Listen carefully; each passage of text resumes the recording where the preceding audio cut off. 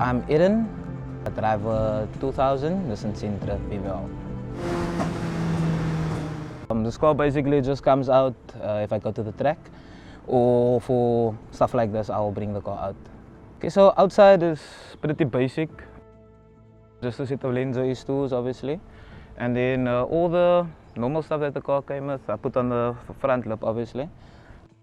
That's about it for the exterior side. I'd say it's more function over form. This was my daily for, I'd say, roughly 4 years. Okay. I used to daily the car. It was DE first for I think about a year or two, and then VVL swap obviously, and then yeah, from there it's what it is. I used to daily the car VVL as well, and then I just decided, you know, like I want a race car, I bought another daily, and then I thought I already have the platform with the VVL and the branch exhaust, so I just go on from here.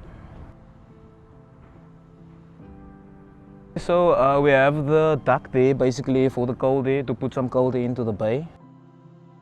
Then also you won't see it, but the car has legs in when the right around, just the front windscreen obviously that's not legs in.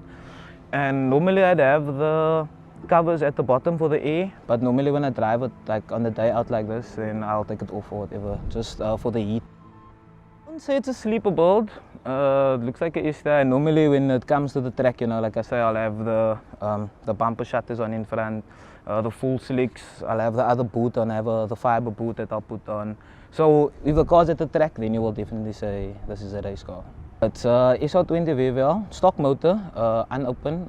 Bought the motor in 2017, 2018, beginning of 2018.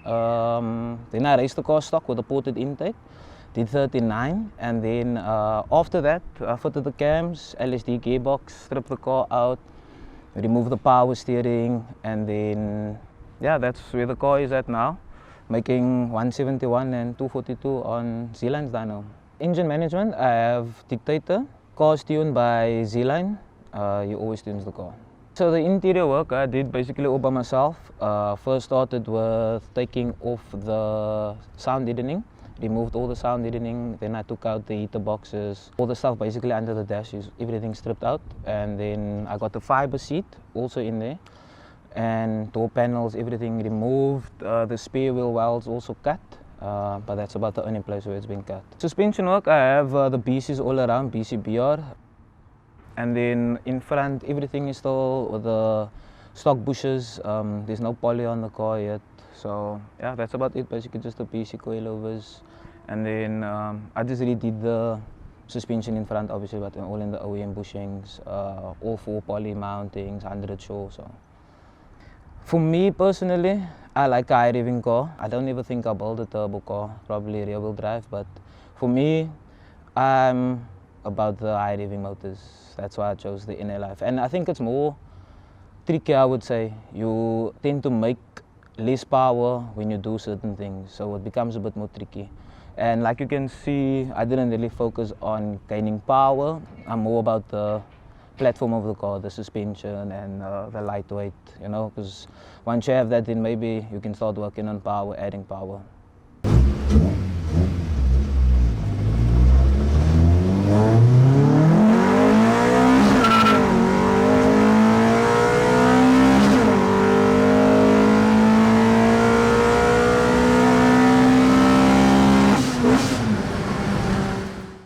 Racing now, I think the first time I went was when I was DE. That was about 2016, 2017. And then that was the first time out with the car, fully stripped also.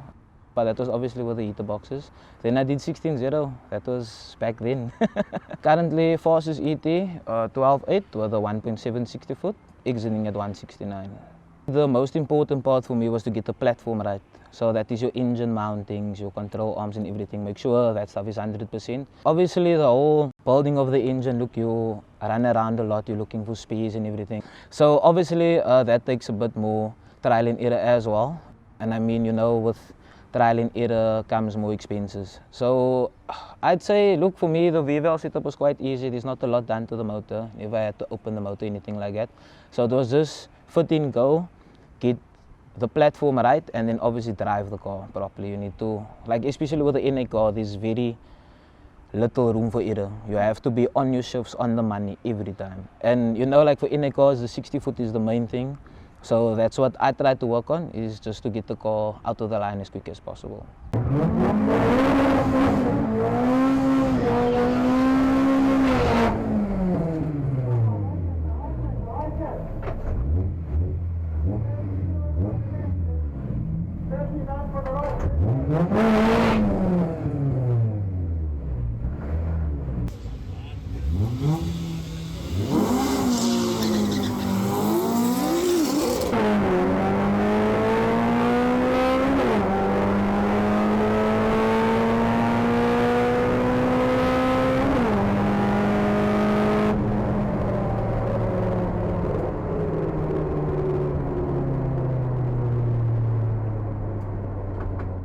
With the LSD, it made a big difference. I can launch the car probably like 8,000 or higher, and the car will just go. Versus with the open diff, you don't have that. You have to think of you're going to wheel spin and all of that stuff. But the LSD really, I think the LSD helps a lot. Me and another friend of mine, we decided to put the motor in from DE, then VVL motor, the gearbox, sent the intake away, we did all of that.